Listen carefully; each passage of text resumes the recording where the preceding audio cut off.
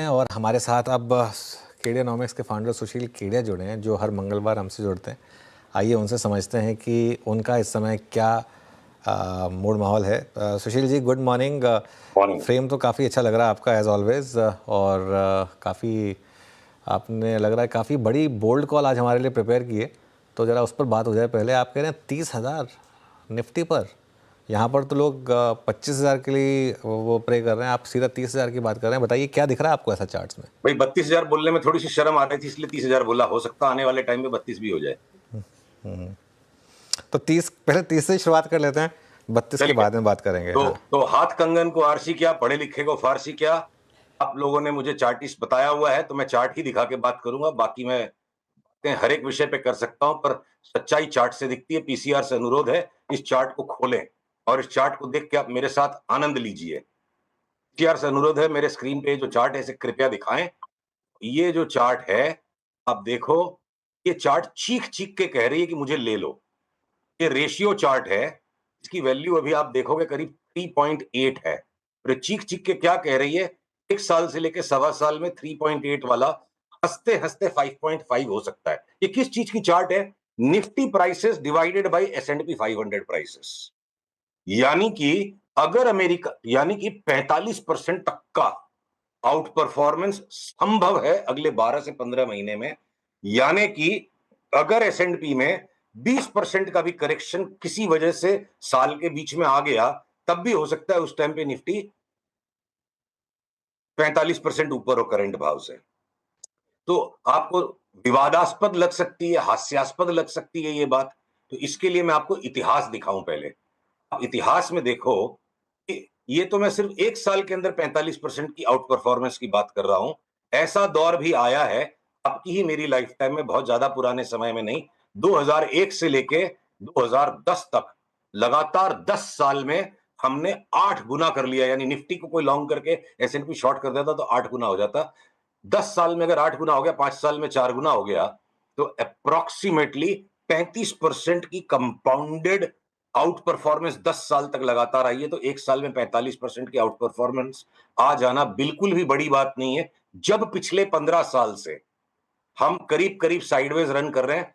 India की जो euphoria का मोमेंट है, ये किसी भी एक बुलिश फेज में या बेरिश फेज में, जनरली मार्केट के 3 इमोशनल स्टेट होते हैं। पहला स्टेट बिल्कुल अविश्वास का। कोरोना के क्रैश में किसी को ये विश्वास नहीं हुआ कि निफ्टी यहां से वापस घूम करके अंट तेजी हो जाएगी। 2020 में अनुज आपकी मेरी स्क्रीन पर बिल्कुल जबड़ा jaw falling on the floor वाली बातचीत हुई थी 7,500 निफ्टी पे, कि हम वापस 12,000 और उसके ऊपर निकल रहे हैं। और उसके बाद एक कॉशियस फेज आता है, कॉशियसली बुलिश। वो हमने 22-23 में पूरा कर लिया। 24 के सेकंड पार्ट में सबकी खाया पिया निकल गया, सबकी चर्बी निकल गई। जो भी प्रशांत जैन कह रहे थे ना कि स्टॉक मार्केट में पॉपुलर ओपिनियन नहीं होता है, तब जैसे त्राही माम मची हुई है। ट्विटर पे जो मीम्स आ रही है और जिस तरह से लोग हमारा विरोध कर रहे हैं, देखो 26,500 पे मैंने आपके साथ अब ऑन एयर बात की थी, 23,000 हो जाएगा निफ्टी, लोगों ने मुंह बनाए। और अभी भी इस बात पे लोग मुंह बना रहे हैं। तो लोगों का काम है, वो करेंगे, वो ह्यूमन नेचर है। पर ये जो इस तरह की यूफोरिक स्टेट अगर आ सकती है, तो मैं खाली इंडेक्स को तो देखकर इस तरह बावड़ा नहीं हो सकता। तो हमने लास्ट 15 दिन में अनुज तकरीबन बाजार की हर एक चार्ट को गहराई से निचोड़ा और बहुत कोशिश की कि ऐसे कोई स्टॉक्स हमें मिल सकते हैं जिनमें शॉर्ट सेलिंग करके यहां से 20-30% बन जाए। तो आंसर है साफ सुथरा, क्लियर कट, ना, बिल्कुल ना। बेचना यहां पे गुनाह हो सकता है। इस तरह की चार्ट्स हैं। तेजी शुरू नहीं हुई है। 23,300 के ऊपर जाने के बाद आज की हमारी वार्ता को ट्रिगर किया जाए और अब से लेकर बजट तक की अनिश्चितता में 23,300 से लेकर 22,700 तक की फ्लक्चुएशन बिल्कुल स्वाभाविक है। देखिए सुशील जी, मैं वैसे खैर आपको सिर्फ चार्टिस्ट नहीं मानता हूँ, मैं आपको एक एज ऑलराउंडर ट्रीट करता हूँ। तो अब ये अगर मार्केट इस तरीके से भागेगा 30,000 पे, तो ऑब्वियसली उसको कुछ लार्ज कैप लीड करेंगे। तो आपकी प्रिफर्ड पिक्स क्या होंगी लार्ज कैप्स में? ये इतना कठिन सवाल है अनुज, क्यों कठिन है आपको सुन के हंसी आएगी। हमने अपनी इंटरनल डिस्कशंस में अपने क्लाइंट्स को ये बोला कि आईटीसी जैसा स्टॉक नहीं लेना है। क्यों? क्योंकि उसमें सिर्फ एक्सपेक्टेड 25% की रिटर्न है। 25% तो अब लार्ज कैप्स में, ब्लू चिप्स में चना कुरमुरा लगता है। इतनी बड़ी अपॉर्चुनिटी मुझे अगले 12 महीने में दिखती है। हिंदुस्तान लीवर जैसा थका हुआ स्टॉक, थका हुआ क्यों बोलता हूं मैं इसको, 2020 की अप्रैल में इसका जो भाव था, आज उसके नीचे भाव है। 4 साल में, 5 साल में स्टॉक ने कोई रिटर्न नहीं दिया। वो हिंदुस्तान लीवर भी बोलता है मैं 50% बढ़ जाऊंगा। ठीक है, एक कोलगेट जितना बढ़ने के बाद जितना करेक्शन दे चुका है, कोलगेट यहां से वापस डबल हो गया तो कोई बड़ी बात नहीं। खैर कोलगेट को खेलना सबके बस का काम नहीं है, बहुत फास्ट स्टॉक है। रिलायंस जैसा बड़ा हाथी, हाथी जिसे कहते हैं ना, रिलायंस जैसा हाथी, वो बोलता है मैं 50% बढ़ूंगा। 1200 की मंदी नहीं लगती रिलायंस में, और 1800 का भाव हंसते हंसते आ जाए। तो अगर ये रिलायंस और लीवर के 50% को मैं बेंचमार्क मान लूं कि जब ये हाथी भी 50% देंगे, तो फिर हमने अगर कोई होशियारी की तो वो होशियारी तभी साबित होगी जब 75%, 100% तक की भी रिटर्न मिले। तो देखिए, स्टील के स्टॉक्स को हमने ध्यान से देखा। टाटा स्टील बोलती है मैं 118, 116 के नीचे जाने की मेरा मूड नहीं, मैं 200 हो जाऊं। Steel authority of India limited double हो जाए, एनएमडीसी स्टील यहां से 3 गुना हो जाए। जिस इंडाल्को पे हम बार बार पिछले 1 साल में अनुज आपसे बात हुई थी कि इंडाल्को को कूट दो, मार दो, गिरा दो, वो इंडाल्को अभी 900 के ऊपर जाने के लिए तैयार है। अगर मैं हिंदुस्तान जिंक और हिंदुस्तान कॉपर जैसे स्टॉक्स पे आऊं, डबल हो जाएंगे। मैं स्मॉल फाइनेंस बैंक पे आऊं, ये एयू बैंक जैसा भी जो रिजल्ट आ गया, नंबर आ गया, चार्ट चीख रही, 800 850 का भाव हो जाएगा। सारे स्मॉल फाइनेंस बैंक, जाना स्मॉल फाइनेंस बैंक एक ही दिन में 20% उस दिन उछल गया था। तो पता नहीं निर्मला मैडम क्या देने वाली है कि स्मॉल फाइनेंस बैंक लग रहे सारे आसमान के ऊपर चले जाएंगे। जिस एलआईसी पे हम लोग लगातार 1 साल तक करेक्टिव मूड में थे, वो हो लिया एलआईसी का करेक्शन। 1300 1400 का भाव एलआईसी लगता है। एसबीआई इंश्योरेंस, लाइफ इंश्योरेंस या आपके एचडीएफसी लाइफ, ये सब लगते न्यू हाई में चले जाएंगे। तो अनुज, बहुत ही कम स्टॉक्स हैं जिनमें कभी कभी टाइम टू टाइम कोई मार्केट में करेक्टिव फेज आएगा, तो पोर्टफोलियो हेजिंग के लिए क्या पता इन्फोसिस, टीसीएस, विप्रो कमजोर रह जाएं, क्योंकि ओवरऑल नैस्डैक की वीकनेस में इनमें सिंपैथी आएगी। और बिरला सॉफ्ट जैसा छोटा जो आईटी का स्टॉक है, अब वो भी तैयार हो गई, इसकी चार्ट 2 गुना 2.5 गुना उसका भी भाव हो जाएगा। तो जैसे हास्यास्पद लगती है शुरू में कोई भी बुल मार्केट जब स्टार्ट होती है, फिर वो विवादास्पद लगती है, और उसके बाद एकदम से जो फ्रेंजीड कंसेंसस आता है, जैसे 26,500 पे फ्रेंजीड कंसेंसस था, और हमें लोग उस नजर से देख रहे थे, पता नहीं ये कौन से पागल खाने से छूट के आया है।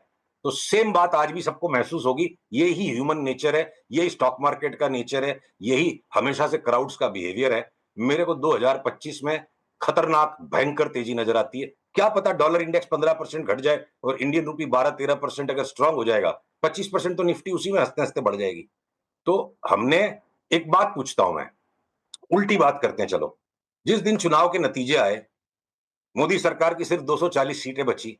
लास्ट 10 साल में भारत के लिए इससे बड़ी कोई विपदा की परिस्थिति थी नहीं। सबका ओवर कॉन्फिडेंस जो था, एक झटके में इंडिया का कॉन्फिडेंस पंक्चर हो गया, गवर्नमेंट तो कमजोर हो गई।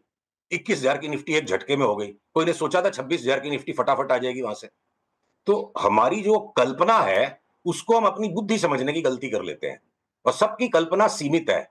और यथार्थ जो है, सच्चाई जो है, एक क्राउड की जो ताकत है, करोड़ों लोगों की जो ताकत है, वो हम सबकी कल्पना से ज्यादा ताकतवर होती है।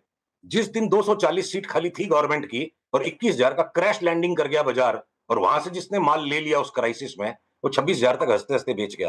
तो उसी तरह आज जो क्राइसिस ऑफ कॉन्फिडेंस है, माल लेने की बात करने का मतलब पागलपन है।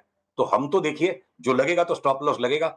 जो हमने अपने निवेशकों को सलाह दी है, वही हम आपके भी दर्शकों को बता सकते हैं। ओके, सुशील जी, फिर एक बात बताइए, बजट से क्या एक्सपेक्ट करें हम, और बजट रिलेटेड सेक्टर्स पे क्या, जैसे कैपिटल गुड्स वगैरह होते हैं, उनमें क्या फिर लॉन्ग बनाए जाएं? हाँ, तो देखिए, जो जो देखिए बजट का एक्सपेक्टेशन और मार्केट उस बजट पे क्या करेगा, दो अलग अलग चीजें हैं। तो हो सकता है कि काफी साल हो गए हैं, गवर्नमेंट ने कोई इनकम टैक्स में कंफर्ट नहीं दिया है लोगों को, और जिस तरह से चार्ट्स का स्प्रेड है, जैसे एफएमसीजी के स्टॉक सारे 50 60 70% भागने तैयार हैं, या कंज्यूमर ड्यूरेबल्स व्हाइट गुड्स में भी बड़ी तेजी लगती है, सबकी चार्ट्स में तेजी लगती है। तो मैं अंदाज लगा सकता हूं, वो रॉन्ग भी हो सकता है, और ये पॉलिसी आए बिना भी बाजार ये काम कर सकता है कि कुछ इनकम टैक्स के अंदर में रियायतें मिले, लोगों की जेब में पैसा सरकार डाले। और मुझे लगता है सरकार बड़ा एक्सपेंडिचर रेलवेज में और डिफेंस में तो डेफिनेटली अनाउंस करेगी। ये रेलवेज की और डिफेंस की चार्ट्स ना लड़ रही है हमसे कि पहले मेरे को ले लो, पहले मेरे को ले लो। हाथ हमारे 2 ही है और उंगलियां 10 है, सारी की सारी 22 है, तो कुछ तो आएगा बजट में। बिना बिना कुछ आए कैसे भागेंगे? आपका जो सवाल है कैपिटल गुड्स पे, देखिए लार्सन एंड टुब्रो ऑलरेडी जिस तरह से साइडवेज बैंड में चल रहा है, तो अगर कोई फायर सेल आ गई, कोई कारण से कोई कॉर्पोरेट इवेंट ऐसा आ गया कि अचानक से आके कोई कूट जाएगा, 3500 का भाव में मिलेगा, तो लेंगे 3500 से लेके 4500 में। ये केपेक्स के जो स्टॉक्स है, चाहे एबीबी, सीमेंस, आपके इवन कमिंस जो हमारा ज्यादा फेवरेट रहता था, ये लार्सन, ये अंडर परफॉर्मेंस दिख रहे हैं अनुज।